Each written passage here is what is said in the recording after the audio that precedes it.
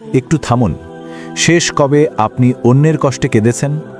শেষ কবে কোনো গরিব বা অসহায় মানুষকে দেখে আপনার হাতটা স্বতঃস্ফূর্তভাবে তার দিকে সাহায্যের জন্য বাড়িয়ে গেছে? আপনি নামাজ পড়ছেন, রোজা রাখছেন, কিন্তু আপনার মনটা কি এখনও সেই পাথরের মতোই শক্ত হয়ে আছে? আমরা হয়তো ভাবছি আমরা ধার্মিক, কিন্তু যার কলব বা হৃদয় বা অন্তর নরম নয়, সে প্রকৃত মুমিন হতে পারে না। রাসূল সাল্লাল্লাহু আলাইহি ওয়াসাল্লাম বলেছেন, যার অন্তরে দয়ার লেশমাত্র নেই, তার প্রতি আল্লাহও দয়া করেন না। আজকের সমাজে মানুষ শুধু নিজের চিন্তা করে, পাশের বাড়ির ক্ষুধার্ত মানুষটির খবরও আমরা রাখি না। এই পাথর হয়ে যাওয়া হৃদয়কে কিভাবে আল্লাহর রহমতে ভেজানো যায়, সেই উপায়গুলো আজ আমরা জানব। আসসালামু আলাইকুম ওয়া রাহমাতুল্লাহি ওয়া বারাকাতুহু। স্বাগতম সময় 12টা 12 বিশেষ আয়োজনে। মূল আলোচনা শুরু করার আগে আপনার কাছে একটি ছোট্ট অনুরোধ, আমাদের ইউটিউব চ্যানেলটি সাবস্ক্রাইব করে রাখুন এবং আমাদের ফেসবুক পেজ সময় 12টা 12 ফলো করে পাশে থাকুন। আজকের আলোচনার বিষয়বস্তু অত্যন্ত জরুরি। আপনার হৃদয় কি পাথরের মতো কঠিন? আল্লাহ সুবহানাহু ওয়া তাআলা কোরআনে বহুবার কলব বা হৃদয়ের কথা বলেছেন। তিনি বলেছেন, কোনো হৃদয় আছে যা পাথরের মতো শক্ত, আবার কোনো হৃদয় আছে যা আল্লাহর ভয়ে গলে যায়। কেন আমাদের হৃদয় কঠিন হয়ে যায়? কেন আমরা অন্যের কষ্ট অনুভব করি না? কেন আমাদের চোখের পানি শুকিয়ে যায়? এর প্রধান কয়েকটি কারণ রয়েছে। 1. লাগাতার গুনাহ বা পাপ। আমাদের হৃদয় কঠিন হওয়ার সবচেয়ে বড় কারণ হলো লাগাতার পাপ করা। ছোট ছোট পাপকে আমরা গুরুত্ব দেই না।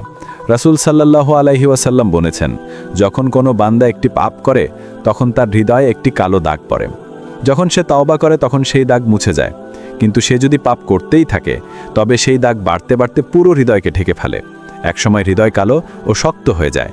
তখন সে ভালো কাজকে ভালো মনে করে না, আর খারাপ কাজকেও খারাপ মনে করে না। 2. দুনিয়ার মোহ ও প্রতিযোগিতা। আমরা দুনিয়ার মোহে এতটাই ডুবে গেছি যে আমাদের হাতে আর কারোর জন্য সময় নেই। কে কার চেয়ে দামি বাড়ি বানাবে, কে কার চেয়ে দামি গাড়ি কিনবে, এই প্রতিযোগিতা আমাদের হৃদয়কে এতটাই সংকীর্ণ করে দিয়েছে যে আমরা শুধু নিজেদের ব্যাংক ব্যালেন্স নিয়েই ভাবি।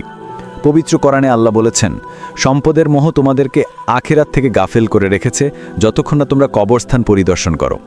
আমরা শুধু উপার্জন আর ভোগের চিন্তায় মগ্ন, তাই অন্য মানুষের দুঃখ কষ্ট আমাদের কাছে আর জরুরি মনে হয় না। 3. হাসি তামাশা ও অতিরিক্ত বিনোদন। আজকের সমাজে অতিরিক্ত বিনোদন আর হাসি তামাশা আমাদের হৃদয়কে ভোঁতা করে দিচ্ছে। সোশ্যাল মিডিয়ার রিলস, সারাক্ষণ গান বাজনা শোনা, অহেতুক আড্ডা, এগুলো আমাদের মস্তিষ্কে ডোপামিন নামক এক ধরনের রাসায়নিকের বন্যা বয়ে দেয়। ফলে আমরা জীবনের আসল সত্য, মৃত্যু এবং আখিরাত নিয়ে ভাবতে পারি না। যে হৃদয় সবসময় হাসি তামাশার উত্তেজনায় থাকে, সেই হৃদয় আর আল্লাহর ভয়ে ভীত হতে পারে না। কোরআন থেকে দূরত্ব। আমরা কোরআন পড়ি, কিন্তু তার অর্থ বুঝি না। কোরআন হলো আত্মার চিকিৎসা। যখন আপনি আল্লাহর বাণী মনোযোগ দিয়ে শোনেন, তখন আপনার হৃদয় কেঁপে ওঠে। আপনি আল্লাহকে ভয় করতে শেখেন। কিন্তু আমরা কোরআনকে শুধু তিলাওয়াতের কিতাব বানিয়ে রেখেছি। অর্থ না বোঝার কারণে কোরআনের বার্তা আমাদের হৃদয় প্রবেশ করে না, ফলে হৃদয় নরম হয় না। কলবকে নরম করার উপায়। যদি আপনি আপনার হৃদয়কে আবার নরম করতে চান, তবে আপনাকে কিছু আমল করতে হবে। 1. একান্তে তওবা করতে হবে। সবার আগে আপনাকে একাকী আল্লাহর কাছে তওবা করতে হবে।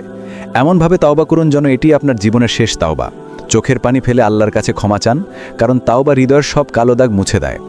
2. এতিম ও মিসকিনকে দেখা। নিজের হাতে একজন এতিমের মাথায় হাত বুলিয়ে দিন।